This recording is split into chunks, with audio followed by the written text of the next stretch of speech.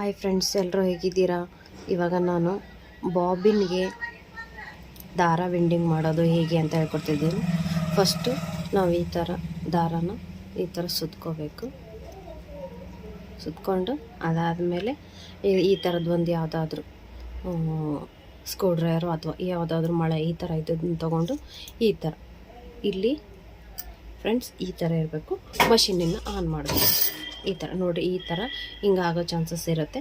ಸ್ವಲ್ಪ ನಿಧಾನಕ್ಕೆ ನೋಡಿಕೊಂಡು ಸ್ವಲ್ಪ ಸ್ವಲ್ಪನೇ ನಿಮಗೆ ಪ್ರಾಕ್ಟೀಸ್ ಆಗೋವರೆಗೆ ನೋಡಿ ಈ ಥರ.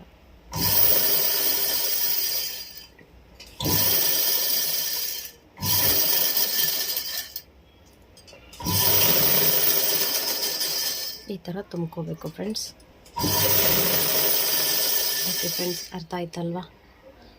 ಶೇರ್ ಮಾಡಿ, ಸಬ್ಸ್ಕ್ರೈಬ್ ಮಾಡಿ, ಲೈಕ್ ಮಾಡಿ ಫ್ರೆಂಡ್ಸ್. Thank you friends.